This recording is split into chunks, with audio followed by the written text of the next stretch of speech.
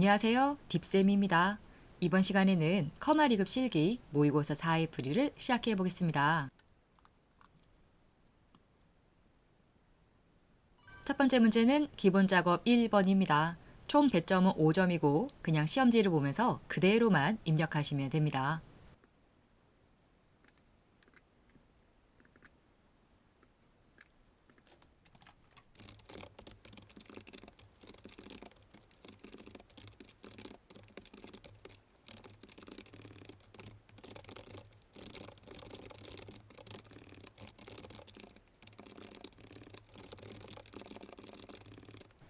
그 다음 이 3셀은 한 줄에 입력하는 것이 아니라 셀 하나에 두 줄로 입력해야 됩니다. 이럴 때는 첫 번째 줄은 그냥 타이핑하고 줄을 바꿀 때는 단축키 Alt, Enter를 누르면 됩니다. 즉 그냥 엔터키 누르면 셀이 바뀌잖아요. 지금처럼 줄을 바꿀 때는 단축키 Alt, Enter 사용하시면 됩니다. 네, 끝났습니다. 배점은 5점이었습니다. 다음 문제입니다. 다음은 기본 작업 2번입니다. 총 5문제가 출제되고 각 2점씩 총 배점은 10점입니다.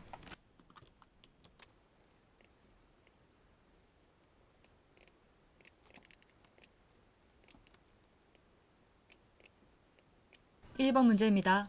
A1셀에서 F1 영역은 병합하고 가운데 맞춤, 셀 스타일은 파랑 강조색 5, 행 높이를 26으로 지정하시오. 자, A1셀부터 F1까지 범위부터 잡으면 되고요.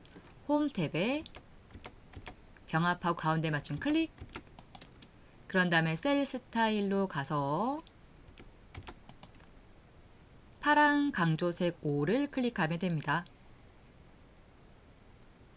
마우스 올려두면 이름 뜨고요. 정확한 이름 확인한 다음에 클릭. 마지막으로 행 높이는 26이네요. 그러면 숫자 1 위에서 마우스 오른쪽 버튼 행 높이 들어가면 됩니다. 행 높이는 지상처럼 26 쓰고 확인 누르면 끝납니다. 배점은 2점입니다. 두 번째 문제입니다.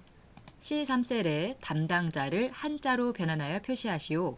그러면 C3셀에 한자로 바꾸고자 하는 한글 부분을 블록을 잡으면 되고요. 이 상태에서 키보드에 있는 한자 키를 누르면 됩니다. 입력 형태는 세 가지가 있는데요. 기본값은 한글이 사라지고 한자로 바뀌는 게 기본값이고요. 두 번째는 한글 가로 안에 한자가 나오는 모양입니다. 세 번째는 한자가 앞에 나오고 한글이 뒷부분에 나오는 부분입니다. 저희는 기본값인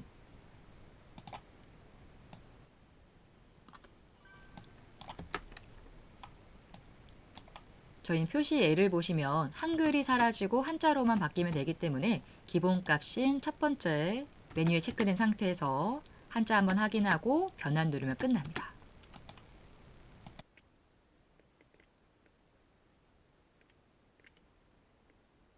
(3번입니다) D4에서 D13 영역은 표시 형식을 쉼표 스타일로 지정하시오. 자, 그러면 D4에서 D13 범위부터 잡아야 되고요. 홈 탭에 있는 표시 형식의 쉼표 스타일 클릭하면 됩니다. 클릭과 동시에 천 단위 구분 기호, 즉 세 자리마다 콤마가 찍힙니다. 끝났습니다.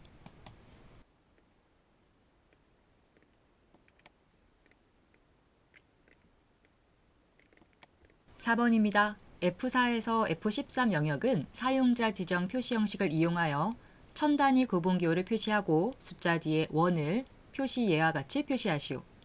자, 범위부터 잡을게요. F4에서 F13 범위부터 잡고 블록 위에서 마우스 오른쪽 버튼 셀 서식 들어가시면 됩니다. 그런 다음에 지상처럼 사용자 지정 메뉴를 사용하면 되고요. 기본 형식은 지운 다음에 여기다가 표시 형식을 입력하면 됩니다. 저희는 천 단위 구분 기호, 즉 세 자리마다 콤마를 찍어야 되죠. 이럴 때는 샵 콤마 샵샵 0이라고 하면 됩니다. 여기까지 확인해서 보여드릴게요. 다시 한번 들어가고, 즉 형식에 샵 콤마 샵샵 0이라고 쓰면은 천 단위 구분기호, 즉 숫자 세 자리마다 콤마가 찍히고요.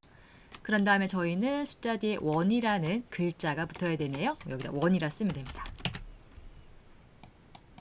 이런 식으로 글자만 쓰면요, 자동으로 큰 따옴표가 생성이 됩니다. 생겼죠? 네.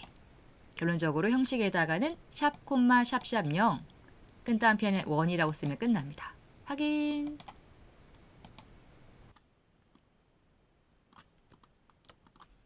마지막 5번입니다. A3에서 F13 영역에 모든 테두리를 적용한 후 굵은 바깥쪽 테두리를 적용하여 표시하시오. 자, 표 전체 범위인 A3에서 F13 범위부터 잡아야 되고요. 홈에 테두리에 모든 테두리 클릭. 다시 한번 들어간 다음에 굵은 바깥쪽 테두리를 클릭하면 끝납니다. 여기가 총 배점은 10점이었습니다. 다음은 기본 작업 3번입니다.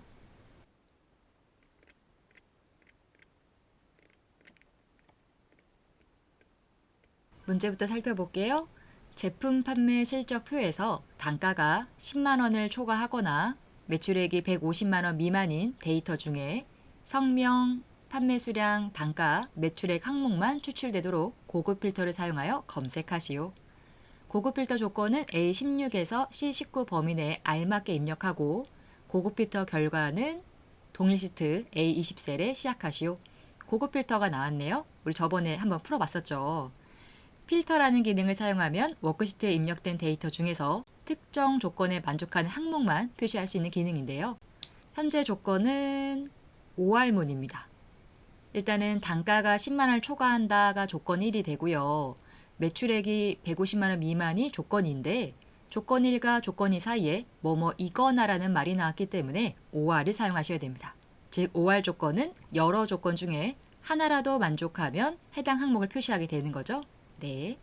또한 우린 조건에 만족하는 표 전체 내용을 다 가지고 오는 것이 아니라 지시사항에 나와 있는 것처럼 성명, 판매 수량, 단가, 매출액 총 4가지 항목만 추출할 겁니다. 자, 바로 문제 풀어볼게요. 일단 고급 필터는 조건부터 입력해야 됩니다. 조건은 A16셀부터 입력하라고 나와 있네요. 자, 그러면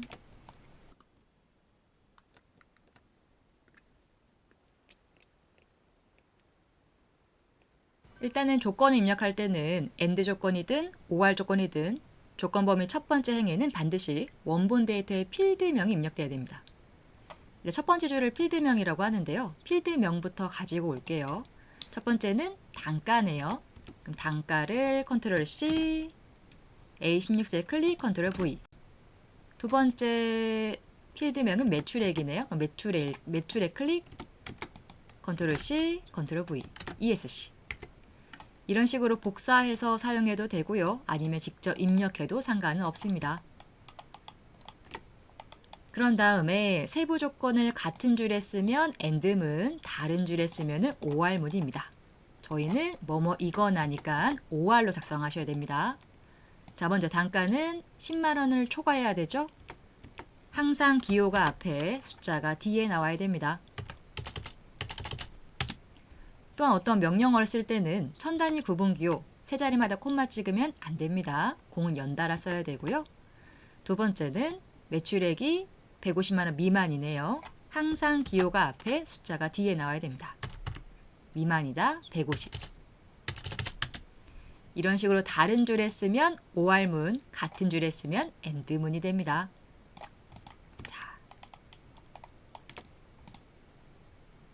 그런 다음에 저희는 조건에 만족하는 표 전체 내용이 아니라 성명, 판매 수량, 단가, 매출액 4가지 항목만 A20셀부터 나오게 할 거죠. 이럴 때는 성명은 그냥 클릭하면 되고요. 두 번째부터는 컨트롤 키를 누른 상태에서 나머지 판매 수량, 단가, 매출액을 클릭하면 됩니다. 컨트롤 키 이용하시면 떨어져 있는 범위를 한 번에 잡을 수 있습니다. 그런 다음에 컨트롤 C, 결과가 나올 A20셀을 클릭하고 컨트롤 V 하면 됩니다. ESC. 입력해도 상관없습니다.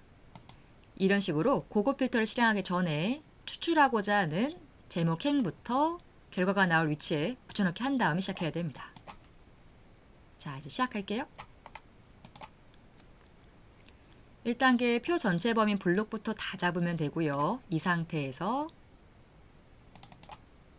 데이터에 고급 필터 실행하면 됩니다. 목록 범위는 저희가 잡고 들어왔기 때문에 수정하지 않아도 되고요. 잘못 잡고 들어오신 분들은 다시 잡아도 상관이 없습니다. 이 부분이 목록 범위가 되고요. 조건 범위에 커서 깜빡깜빡 거린 상태에서 방금 우리가 입력한 조건 범위를 마우스로 잡으면 됩니다. 그런 다음에 저희는 결과를 현재 위치에 필터하는 것이 아니라 다른 위치에 나오게 할 거죠. 그렇기 때문에 다른 장소의 복사를 체크해야 됩니다. 체크와 동시에 세 번째 칸 복사 위치 칸이 활성화됩니다. 이 상태에서 우리는 A20셀에 나올 건데 4가지 항목만 가지고 올 거죠. 이 상태에서 우리가 미리 작성해 놓은 제목행들을 선택하면 됩니다. 참고로 동일한 레코드 하나만이라는 메뉴도 있습니다. 이 메뉴에 체크하시면 결과 셀 내용 중에서 말 그대로 똑같은 데이터가 있다면, 즉 중복된 데이터가 있다면 하나만 나오게 하는 기능입니다. 지금은 지휘사항에 이 말이 별도로 나와 있지 않기 때문에 체크를 안 할 거고요. 혹시 시험 문제에서 동일한 레코드 하나만 체크하라고 나왔다면 여기 체크하셔야 됩니다. 저희는 이 상태에서 그냥 확인 누르면 끝납니다. 끝! 그러면 위에 표에서 조건에 만족하는 데이터만 A20셀부터 쭉 나오게 됩니다. 끝났습니다. 배점은 5점이었습니다. 다음은 계산 작업입니다.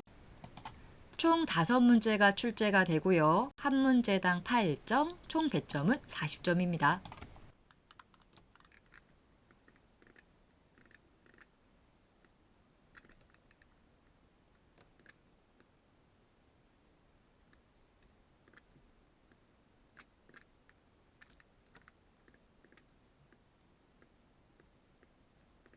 (1번) 표 1에서 카테고리가 전자기기인 매출액의 합계를 구하여 D13셀에 표시하시오. sum if, average if, count if 함수 중 선택하여 사용하시오. 자, 일단은 저희는 카테고리가 전자기기라는 조건에 만족하는 매출액의 합계를 구해야 됩니다. 첫 번째 함수 sum if는 조건에 만족하는 셀들의 합계를 구한 함수이고요. 두 번째 average if는 조건에 만족하는 셀들의 평균을 구한 함수입니다. 세 번째 count if는 조건에 만족하는 셀의 개수를 세는 함수입니다. 저희는 조건에 만족하는 합계를 구해야 되기 때문에 첫 번째 함수인 sum if로 문제를 푸시면 됩니다. 참고로 sum if, average if, count if 다 함수 이름이 삐리리 if로 끝나죠? 사용법이 비슷합니다. 공부하실 때 함수 이름이 삐리리 if로 끝나면 첫 번째 칸은 조건의 범위를 잡아야 되고요. 두 번째 칸은 조건을 큰 따옴표 안에 써야 됩니다. 세 번째 칸부터 달라지는데요. 함수 이름이 sum if라면 세 번째 칸에 더하고자 하는 범위, 즉 합계 범위를 잡으면 되고요. 함수 이름이 average if라면은 세 번째 칸에 평균 내고자 하는 범위, 평균 범위를 잡으면 됩니다. 마지막 count if는 세 번째 칸이 없습니다. 즉 조건에 만족하는 칸을 세는 함수이기 때문에 세 번째 칸 안 채우면 count if가 됩니다. 일단은 문제에 나와 있는 것처럼 조건에 만족한 합계를 sum if로 구해보도록 하겠습니다. 답이 나와야 될 D13셀을 클릭하고 수식 입력줄에 커서 깜빡깜빡 모든 수식은 는부터 써야 됩니다. 그런 다음 함수 이름 sum if 쓰면 되고요. 네, 조건에 만족하는 셀들의 합계를 구한 함수입니다. 는 함수 이름 가로 열어야 됩니다. sum if는 세 칸을 채워야 되는데요. 첫 번째는 range라고 해서 조건을 검사할 범위를 잡아야 됩니다. 저희는 카테고리가 조건이기 때문에 카테고리 범위를 잡으면 됩니다. 범위는 위에서 아래로 잡아도 되고요. 아래에서 위로 잡아도 상관이 없습니다. 또한 이 문제는 한 칸만 구하면 되는 문제이기 때문에 범위 F4 누르지 않아도 상관없습니다. 근데 콤마 두 번째 칸은 크라이테리아라고 해서 조건을 직접 써야 되는데요. 삐리리 if로 끝난 함수는 조건을 반드시 큰 따옴표 안에 써야 됩니다. 조건은 전자기기입니다. 사실은요, 이런 식으로 직접 큰 따옴표 안에 써도 되고요. 또는 귀찮으신 분들은 원본에 전자기기란 글자를 아무거나 클릭해도 상관은 없습니다. 이렇게 클릭해도 되고 방금 제가 보여드린 것처럼 큰 따옴표 안에 써도 상관이 없습니다. 콤마, 썸이프 세 번째 칸은 썸 레인지라고 해서 더할 범위, 즉 합할 범위를 잡으시면 됩니다.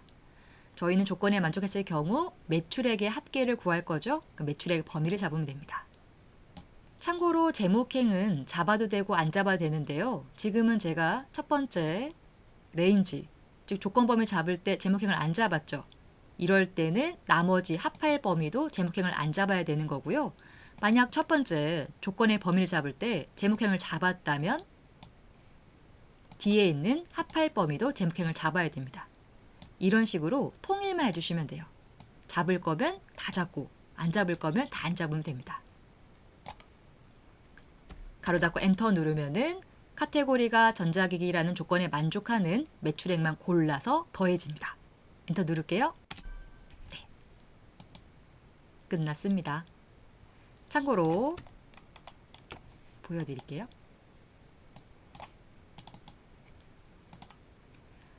함수 이름만 바꿔볼게요. 이 부분을 average if로 바꿔볼게요. 이렇게 함수 이름을 바꾸시면은 조건에 만족하는 평균이 나옵니다. 사용법은 다 동일하기 때문에 첫 번째 칸은 조건 범위, 두 번째 조건, 세 번째만 달라지죠. 세 번째 칸에 sum if면은 합할 범위가 되는 거고요. 지금처럼 average if면은 평균 낼 범위가 됩니다. 또한 이 부분을 count if로 바꿔볼게요. count if는 조건에 만족하는 셀의 개수를 구하는 함수인데요. 역시나 if로 끝난 함수니까 사용법은 유사합니다. 첫 번째는 조건 범위, 두 번째는 조건. 차이점은 count if는 두 칸으로만 구성되어 있고요. 세 번째 칸 존재하지 않습니다. 이렇게만 하면은 조건에 만족하는 셀의 개수가 나옵니다. 총 전자기기는 두 개가 있나 봐요. 지금 문제는 뒤로 갈게요. sum if로 구하는 문제고요. 즉 sum if, average if, count if 사용법이 유사하기 때문에 공부하실 때 한 번에 외우시는 걸 추천해 드립니다. 끝났습니다. 두 번째 문제입니다.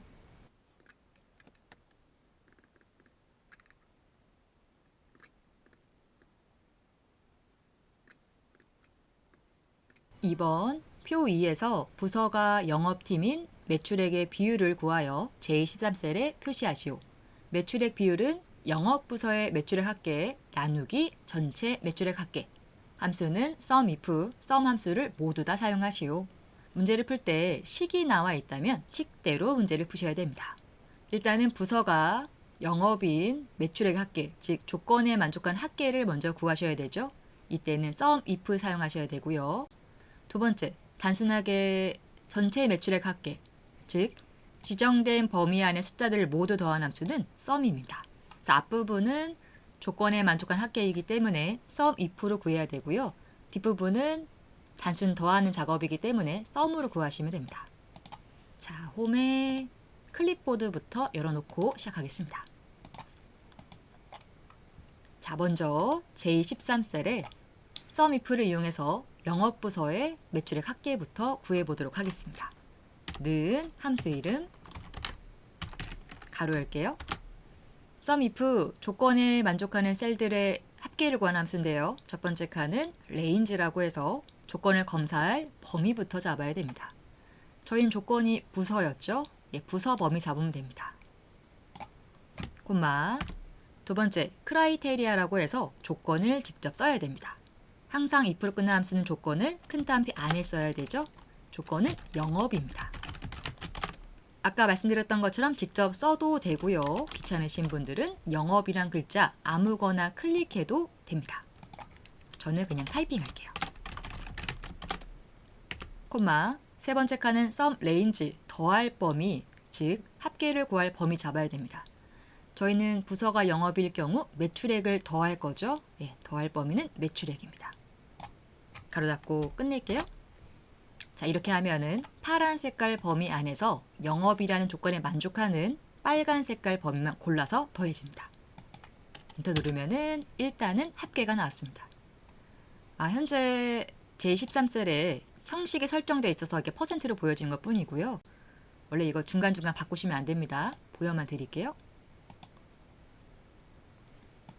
원래는 조건에 만족한 합계가 724가 나왔었습니다.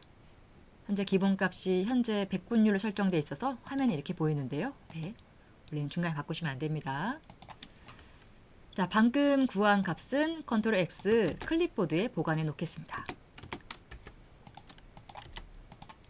이번에는요, sum이라는 함수를 이용해서 전체 매출액의 합계를 구해 보도록 하겠습니다. 는 함수 이름 sum.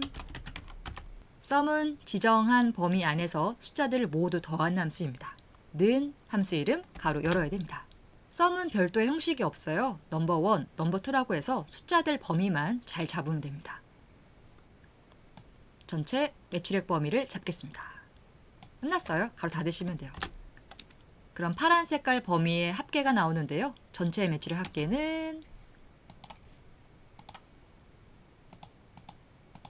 1767이 나옵니다. 원상 복귀하고, 자, 썸도 역시나 컨트롤 X에서 클립보드에 보관해 두겠습니다. 자, 문제 완성할게요.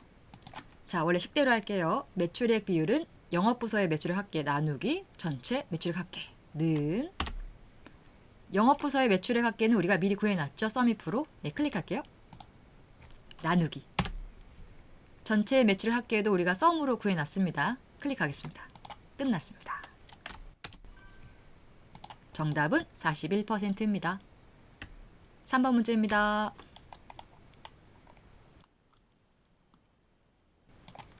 클립보드 내용은 지울게요.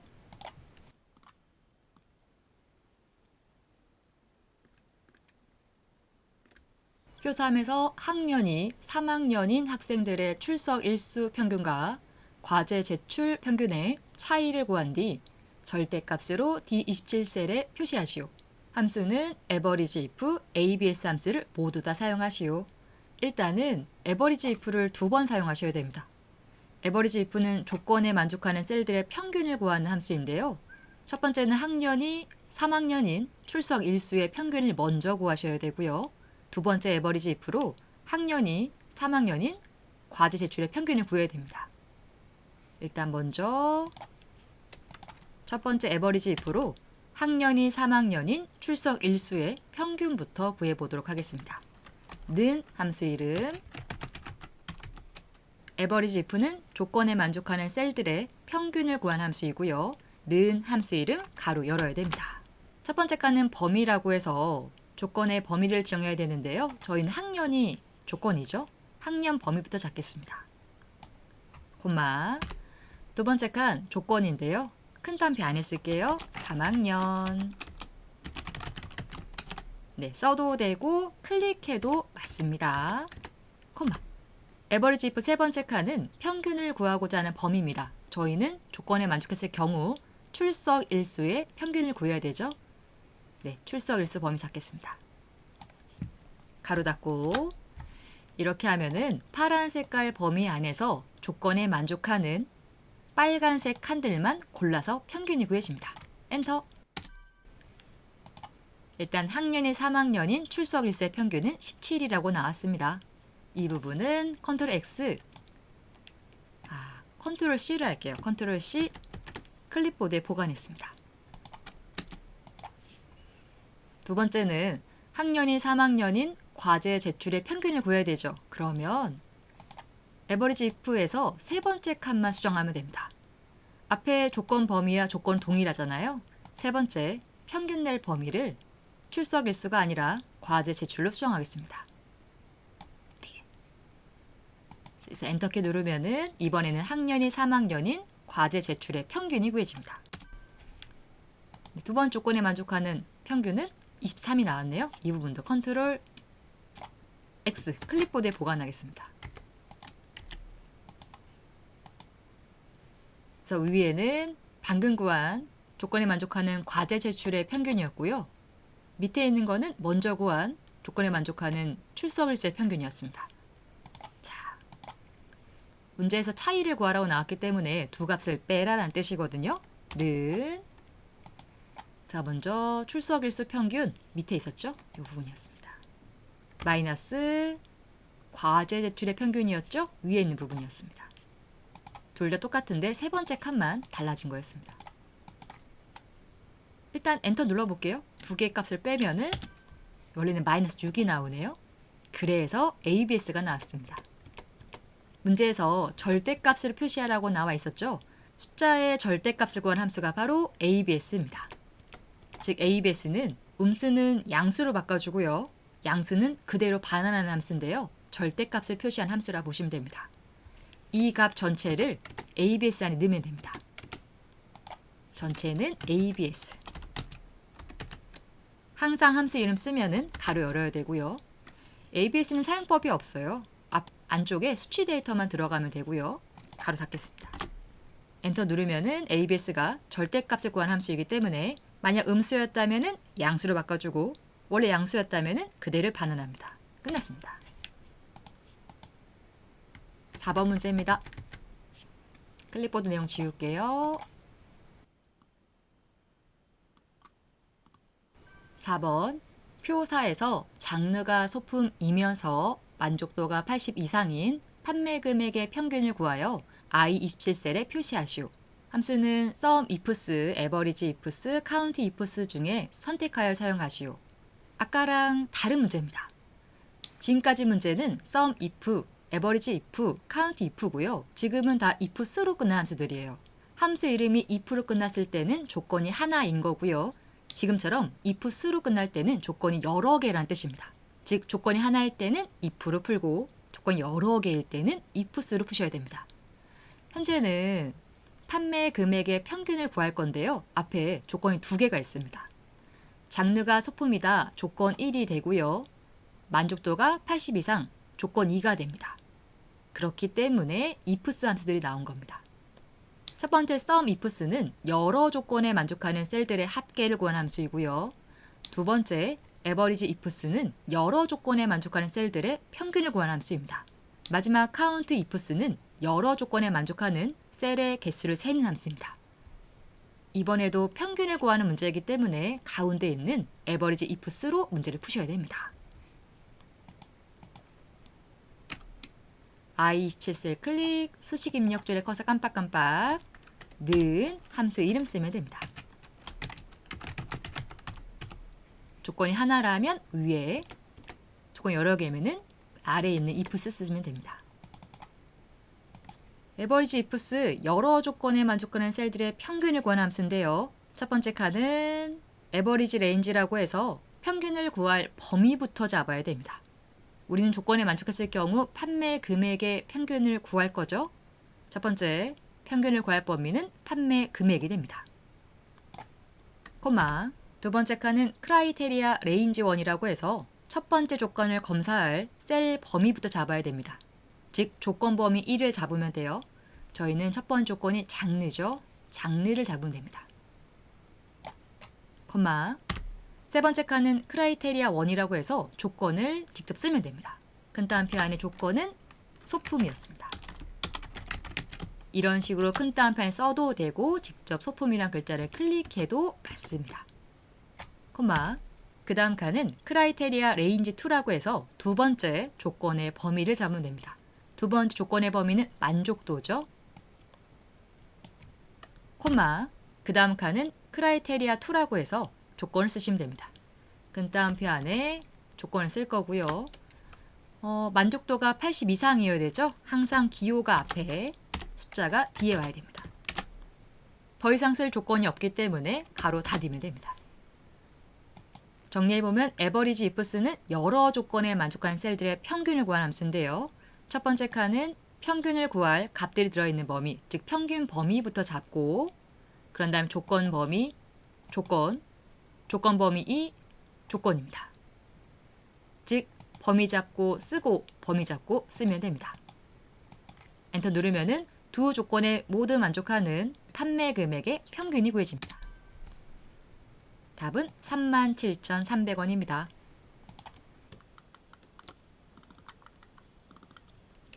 셀을 넓혀볼게요. 넓히면 안 됩니다. 원래는. 네, 됐습니다. 함수 이름을 average ifs가 아니라 sum ifs로 바꿔볼게요. 이 부분을 sum 이렇게 바꾸면요. sum ifs는 여러 조건에 만족한 합계가 구해지죠. 자, 여기서 엔터키 딱 누르면 두 조건에 모두 만족하는 판매 금액의 합계가 구해집니다. 즉 sum ifs, average ifs 둘 다 사용법은 유사한데요. 첫 번째 칸만 달라져요. 방금 했던 average ifs는 첫 번째 칸이 평균 낼 범위고요. sum ifs는 첫 번째 칸이 더할 범위, 합계를 구하고자 하는 범위입니다. 나머지 칸은 동일한데요. 조건 범위, 조건, 조건 범위, 조건입니다. 사용법 유사합니다. 엔터 누르면은 두 조건에 모두 만족한 합계가 구해집니다. 함수 이름이 count ifs도 있거든요.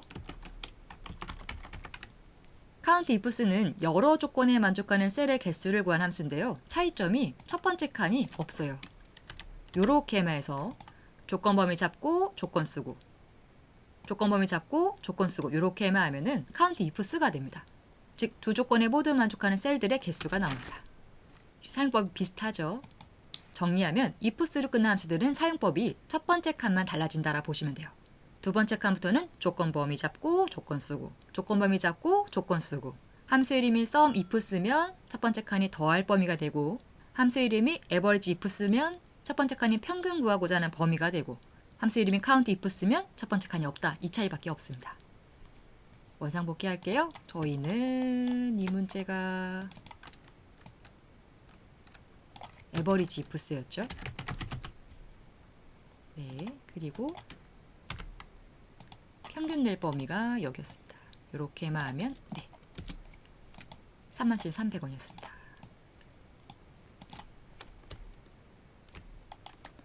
마지막 5번입니다. 5번 표 5에서 카테고리가 근력기구이고 재고 수량이 중간값 이상인 판매 건수의 합계를 구하여 D41셀에 표시하시오. 함수는 sum ifs 미디어 함수와 AND 연산자를 함께 사용하시오. 일단은 이번에도 조건이 두 개가 나왔죠. 그렇기 때문에 sum ifs가 나왔고요. if로 끝나면 조건이 하나, ifs로 끝나면 조건이 여러 개란 뜻입니다. 또한 중간값을 구해야 되네요. 중간값은 미디언을 구하셔야 됩니다. 미디언은 숫자들의 중간값을 반환한 함수이죠. 자, 먼저 미디언으로 재고 수량의 중간값부터 구해보도록 하겠습니다. 는 함수 이름 숫자들의 중간값을 반환하는 함수이고요. 항상 함수 이름 쓰면 가로 열어야 됩니다.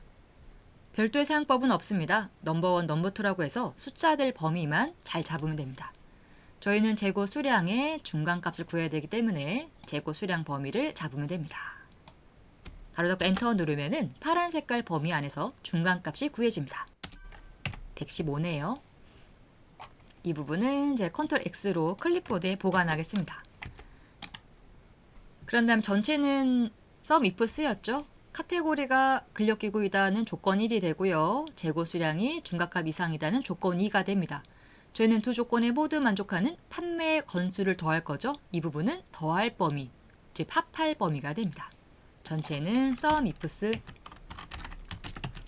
여러 조건에 만족하는 셀들의 합계를 구한 함수입니다.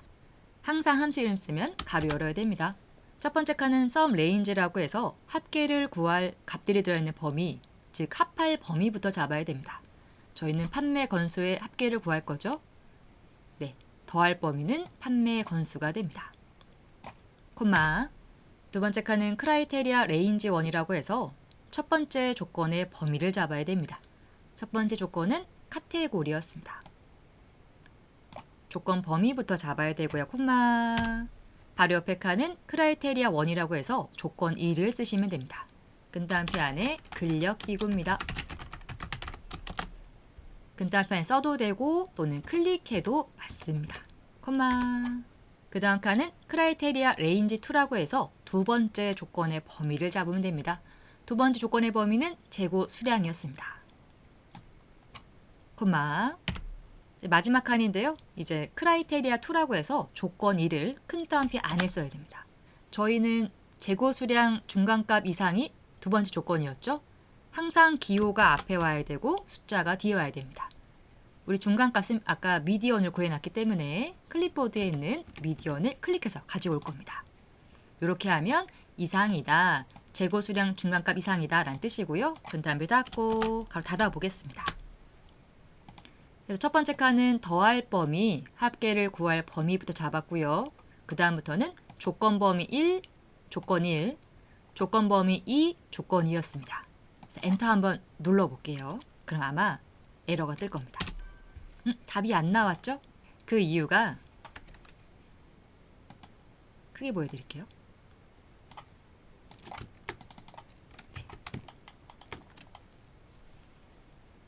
이 부분이 잘못됐기 때문에 방금 답이 나오지 않았습니다. SUMIFS와 같은 조건식 함수에서 비교 연산자와 숫자는 하나의 문자열로 만들어야지만 인식이 되기 때문에, 즉 연산자 이상이라는 기호와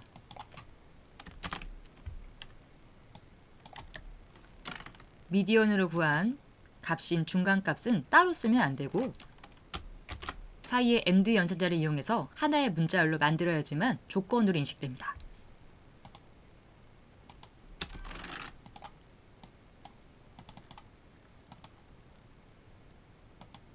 즉 어떠한 조건식에서 기호와 함수를 함께 쓸 때는 AND 연산자를 이용해서 붙여야지만 조건으로 인식이 됩니다.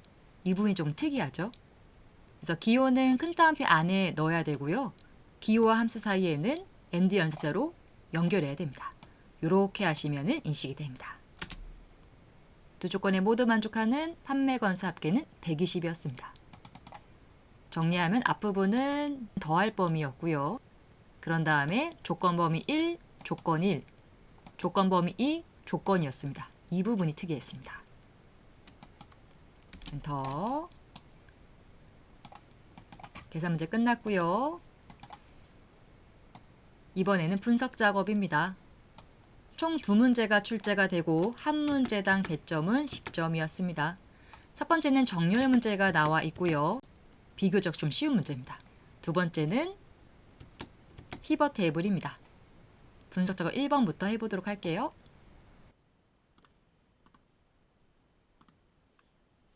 월별 가전 판매 실적표에서 정렬 기능을 이용하여 항목을 주방, 세탁, 조명, 청정기 순으로 정렬하고 동일 항목 내에서는 단가의 셀 색이 RGB 255, 255 영인값이 아래쪽에 표시되도록 정렬하시오.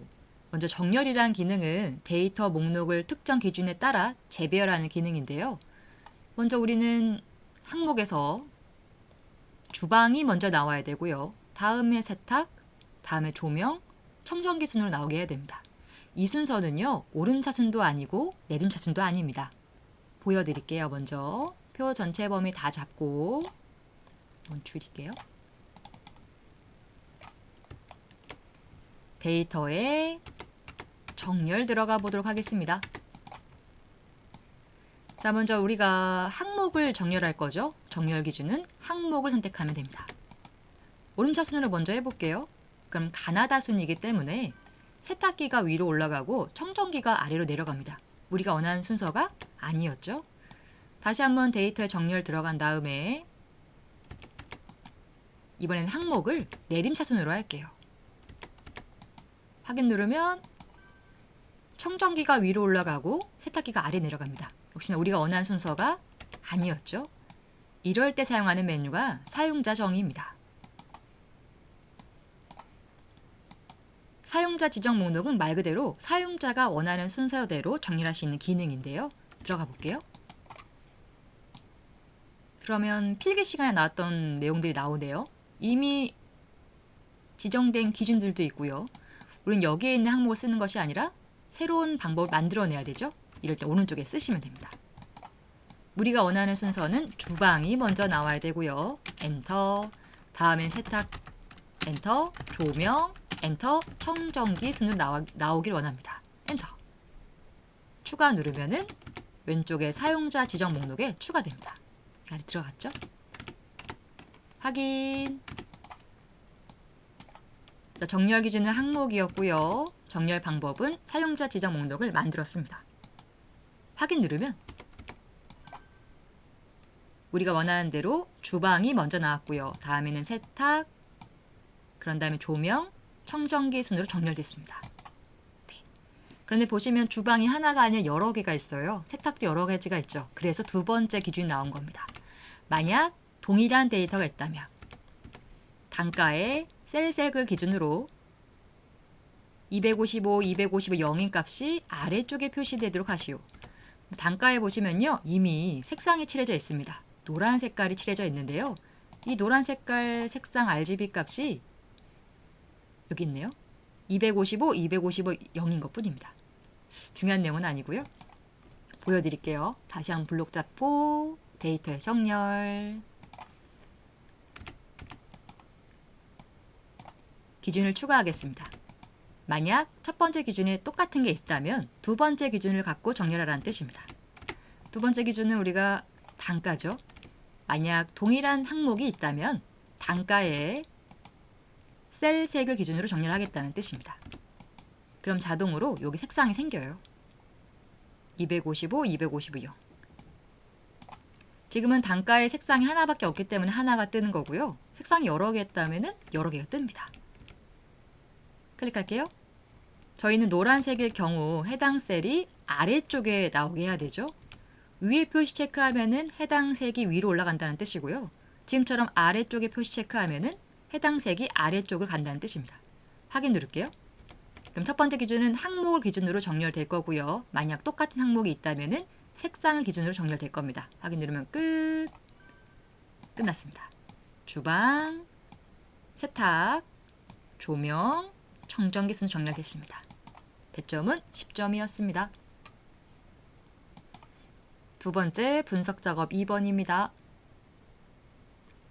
피벗 테이블이 나왔습니다.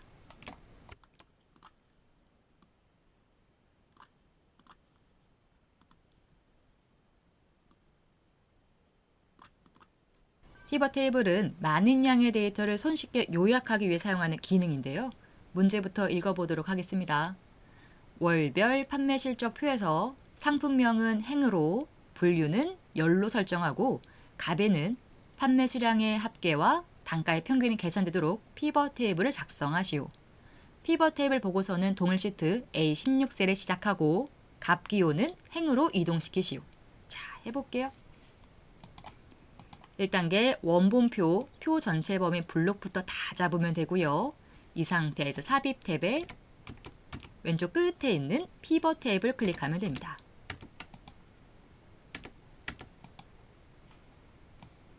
표 범위는 작고 들어왔기 때문에 수정하지 않아도 되고요. 결과는 기존 워크시트에 체크해야 됩니다. 저희는 피벗 테이블 보고서가 동일 시트가 기존 시트입니다. 똑같은 말이고요. 동일 시트 A16셀에 시작하게 해야 되기 때문에 위치는 A16셀을 클릭하면 됩니다. 확인. 네, 위에 있는 탭은 숨길게요. 리본 메뉴는. 네. 이제 열심히 끌어다 놓기만 하면 됩니다. 첫 번째 상품명은 행으로 갖다 끌어야 되고요. 두 번째 분류는 열로 갖다 끌어야 됩니다. 값에다가는 판매 수량의 합계를 먼저 가지고 올 거고요. 순서대로 가지고 오셔야 돼요. 기본값이 합계네요. 단가의 평균도 가지고 와야 됩니다. 단가 여기 있죠? 갖다 끌게요. 땅. 이 순서가 다르면 모양이 달라집니다. 꼭 문제에 나와 있는 것처럼 판매 수량부터 먼저 갖다 끌고 단가를 뒤에 갖고 와야 됩니다.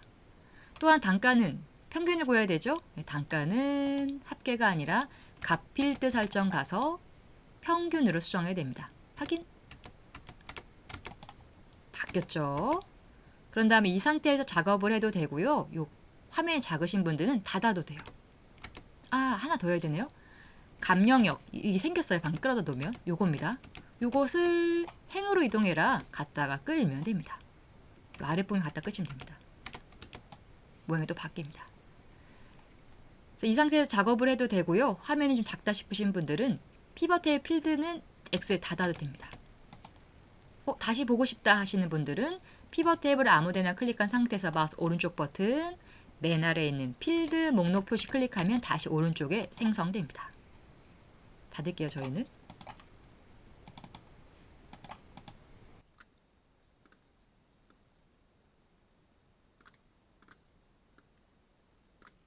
그런 다음에 보고서 레이아웃은 테이블 형식으로 할 겁니다. 그럼 다른 데 클릭하면 없어지고요. 피벗 탭을 클릭해야지만 위에 생깁니다. 자, 우리는 디자인에 보고서 레이아웃에 지시사항처럼 테이블 형식으로 표시를 클릭할 겁니다. 네, 모양이 바뀌었죠? 그런 다음에 저희는 피벗 테이블 보고서에 열의 총합계만 표시할 겁니다. 합계가 여기도 있고 아랫부분도 있죠. 이 아랫부분에 있는 거는 열의 총합계고요. 이 오른쪽에 있는 거는 행의 총합계인데 이 부분을 숨기겠다는 뜻입니다.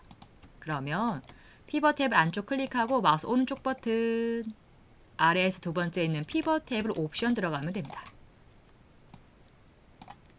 두 번째 요약 및 필터 탭으로 이동하고 지시사항에 있는 것처럼 열의 총합계 표시 기본값이 행과 열이 다 체크되어 있는데 우린 열만 나와야 되죠. 행의 총합계는 풀어야 됩니다.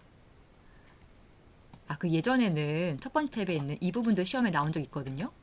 만약 지시사항에서 레이블이 있는 셀 병합 및 가운데 맞춤을 체크해라 라고 나왔다면 여기 체크하면 돼요. 또한 빈셀 표시도 가끔 시험에 나왔죠. 빈셀에 별표 나오게 해라. 여기 별표 하나 나오게 하면 됩니다. 지금은 지시사항이 없기 때문에 저희는 이 부분은 생략할 거고요.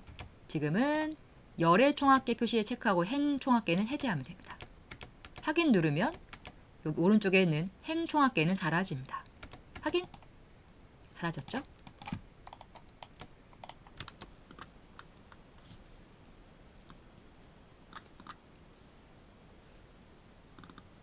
(3번) 상품명을 기준으로 내림차순으로 정렬하시오. 현재는 가디건, 구두, 모자, 벨트, 가나다, 즉 오름차순 정렬되어 있는데 이 부분의 정렬을 내림차순으로 바꾸라고 되어 있습니다. 이럴 땐 상품명 옆에 버튼 누르고요. 지시사항처럼 내림차순 정렬을 클릭하면 됩니다. 클릭과 동시에 정렬될 겁니다. 누를게요. 끝! 패딩이 위로 올라갔고요. 가디건이 아래 내려갔습니다. 그 다음 분류에서 신발과 아우터만 표시되도록 수정하시오. 이 말은 신발과 아우터만 나오고 액세서리는 숨기라는 뜻이네요. 분류 앞에 버튼 누를게요. 기본 다 체크되어 있기 때문에 화면에 다 표시된 것 뿐이고요. 우리는 신발, 아우터 빼고 나머지 나오면 안 되죠. 액세서리 체크를 풀면 됩니다. 확인 누르면 사라질 겁니다. 됐습니다.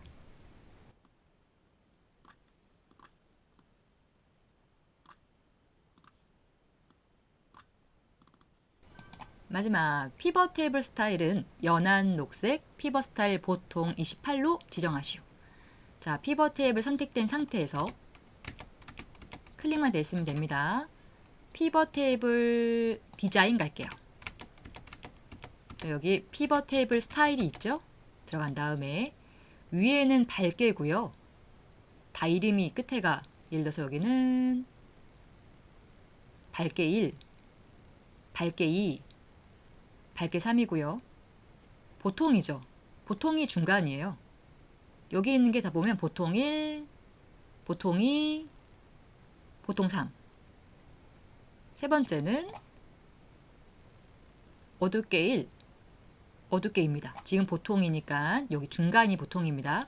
28이니까 끝에 있을 겁니다. 여기쯤에 보면 이 친구는 보통 26, 보통 27 여기 있습니다. 연한 녹색 피벗 스타일 보통 28. 똑같은 글자 찾으면 되고요. 클릭하면 됩니다. 끝났습니다. 배점은 10점이었습니다. 이번에는 매크로입니다.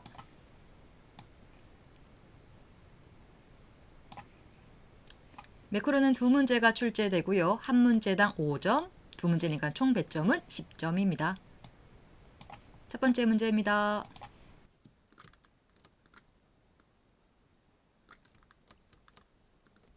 (24에서 23) 영역에 제품별 합계를 계산하는 매크로를 생성하여 실행하시오. 매크로 이름은 합계. 합계를 구하는 식은 1월 더하기 2월. 개발 도구의 컨트롤의 삽입의 양식 컨트롤의 단추를 동일 시트 G3에서 H4 영역에 생성하고 텍스트를 합계로 입력한 후 단추를 클릭할 때 합계 매크로가 생성되도록 만드시오. 자, 일단 버튼부터 그려야 되죠? 자, 먼저 G3에서 H4 여기입니다. 단추부터 그릴게요. 개발 도구에 컨트롤에 삽입에 양식 컨트롤에 단추입니다. 클릭! 항상 도형을 그릴 때는 Alt키를 누른 상태에서 그려야 되죠. 그래야 셀에 맞게 도형을 그릴 수 있습니다. 마우스 띄고 Alt키 띄고 매크로 이름은 합계입니다. 기록 확인. 자, 이제 녹화가 시작됐죠? 지금부터 하는 모든 키보드와 마우스 동작은 녹화됩니다. 자, 우리 이 4셀에는 식대로 풀어야 됩니다. 1월 더하기 2월입니다. 엔터. 체결인데 끌게요. 작업은 어려운 게 안 나오죠. 단순한 작업만 나옵니다. 항상 작업이 끝나면은 블록 풀고 개발 도구에 기록 중지 여기 있습니다. 끝났습니다. 눌러볼게요. 잘 됐죠? 항상 작업이 끝난 다음에 텍스트 이름 써야 됩니다. 단추 위에서 마우스 오른쪽 버튼 텍스트 편집. 글자는 합계로 수정하면 됩니다. 끝! 100.5점이고요. 두 번째 매크로입니다.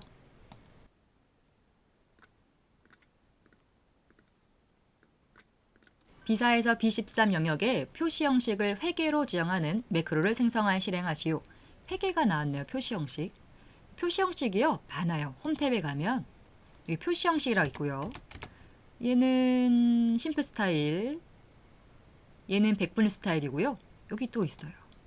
시험 문제에서 통화 클릭하라고 나오면은 통화 누르면 되고요. 회계 나오면은 회계 클릭하면 되고요. 간단한 날짜, 자세한 날짜, 100분 다 있습니다. 지시사항대로 클릭해서 사용하시면 됩니다. 지금은 회계네요. 자, 그럼 문제 마저 읽어볼게요. 매크로 이름은 형식이고요. 삽입의 일러스트레이션의 도형의 기본 도형의 사각형 빗면을 동일 시트의 G6에서 H7 영역에 생성하고 텍스트를 형식으로 입력한 후 도형 클릭했을 때 형식 매크로가 실행되도록 설정하시오. 도형부터 그려야 됩니다. 도형 그릴 위치는 G6에서 H7 이 부분이고요. 삽입의 일러스트레이션의 도형의 기본 도형의 빗면입니다. 사각형 빗면 클릭. Alt키 누른 상태에서 셀에 맞게 그려야 됩니다. 됐습니다. 우리 매크로를 시작해야 되죠? 도형 위에서 마우스 오른쪽 버튼 매크로 지정.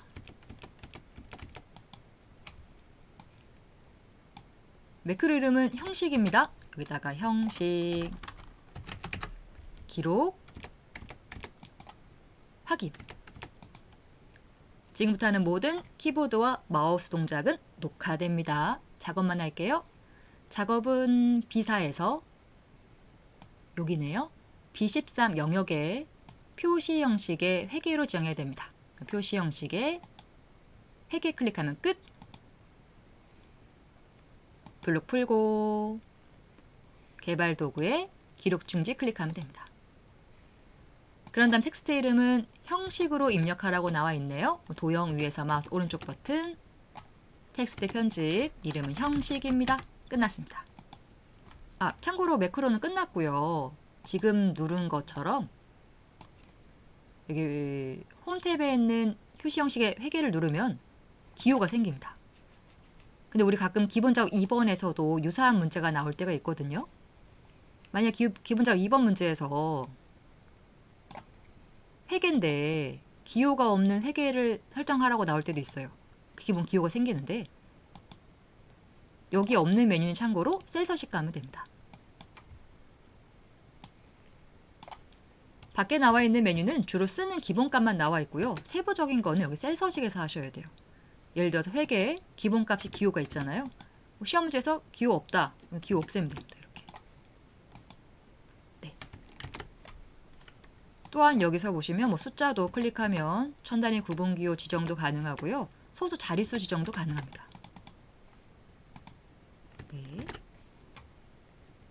백분율도요. 여기서 소수점 자릿수도 설정할 수 있어요. 그래서 기본적인 거는 표시 형식에 있는 홈탭에 있는 메뉴를 사용하면 되고요. 여기에 관련된 세부적인 설정을 받고 싶다 하시면은 셀 서식 가셔서 여기서 세부 내용을 수정해 사용할 수도 있습니다. 넘어갈게요. 이번에는 차트 작업입니다. 차트는 총 5문제가 출제되고요. 각 2점씩 총 배점은 10점입니다. 뭐 아시겠지만 다 하시고 나서는 이런 똑같은 그림이 나오면 맞게 된 겁니다. 바로 해보겠습니다. 1번부터 할게요.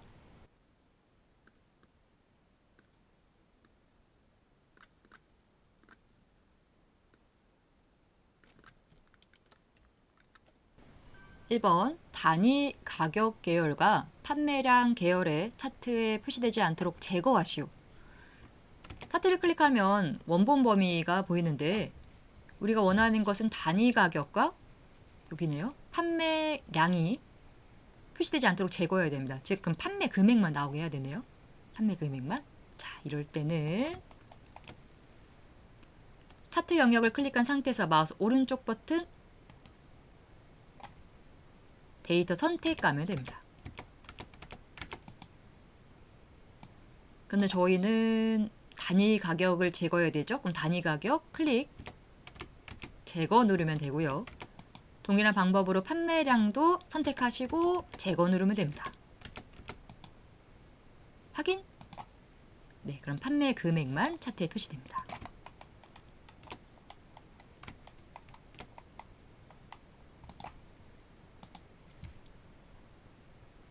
두 번째 문제입니다. 차트 종류를요, 3차원 원형으로 변경을 해야 되네요. 자, 바꿔보겠습니다. 자, 차트 영역에서 마우스 오른쪽 버튼 차트 종류 변경 클릭하면 됩니다. 원래 세로 막대형이었는데 3차원 원형으로 바꾸래요. 들어간 다음에 자, 우리 원형으로 바꿀 거고요.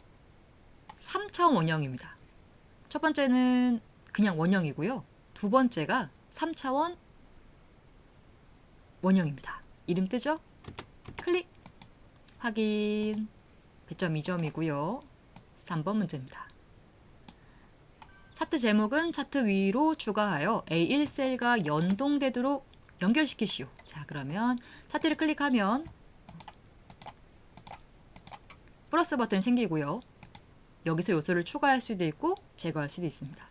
저희는 차트 제목을 추가할 겁니다. 그럼 기본값이 차트 위에요. 이 상태에서 직접 쓰는 문제가 나올 때도 있고요. 지금은 저희는 A1셀과 연동시켜야 됩니다. 그럼 차트 제목을 클릭한 상태에서 수식 입력줄에 는 이 상태에서 A1셀을 클릭 엔터 누르면 됩니다. 끝났습니다.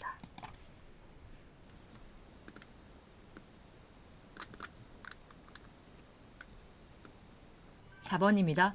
데이터 계열의 첫째 조각의 값을 30도로 지정하시오. 그럼 데이터 계열에서 마우스 오른쪽 버튼 맨 아래에 있는 데이터 계열 서식 들어가면 됩니다. 그런 다음에 첫째 조각을 30도로 하는 거네요. 첫째 조각을 30도 엔터 누르면 됩니다. 이렇게 조각의 값을 조절할 수도 있고요. 사실은 특정 조각만 선택해서 이렇게 뺄 수도 있습니다.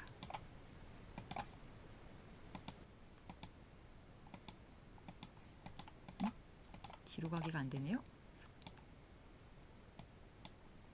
네, 닫을게요. 마지막입니다. 데이터 계열의 데이터 레이블을 항목 이름과 값으로 표시하고 레이블의 위치를 바깥쪽 끝을 지정하시오. 그러면은 클릭 플러스. 이 문제가 값만 표시하라고 되어 있으면은 그 데이터 레이블만 체크하시면 돼요. 기본값이 값이니까. 그런 다음에 위치를 지정하면 되는데 저희는 값만 표시하는 것이 아니라 항목 이름도 추가해야 되죠. 이럴 때는 데이터 레이블에 기타 옵션 들어가셔야 됩니다. 그래서 저희는 값과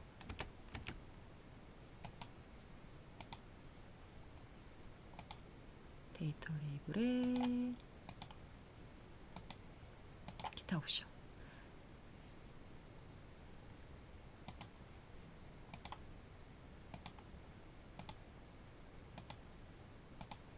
저희는 값과 항목 이름이 같이 나와야 되죠? 그럼 항목 이름 체크하시면 됩니다. 항목 이름 체크, 값 체크 같이 나왔고요. 위치는 바깥쪽 끝에 나오게 하라고 되어 있습니다. 여기 보시면 바깥쪽 끝에 위치 지정도 하시면 됩니다. 끝났습니다. 닫을게요. 그러면 방금 우리가 한 작업과 시험지의 그림이 비슷하면 맞게 된 겁니다. 여기까지 모의고사 사회 문제를 모두 풀어보았습니다. 고생 많으셨고요. 그럼 저희는 다음 시간에 뵙도록 하겠습니다. 감사합니다.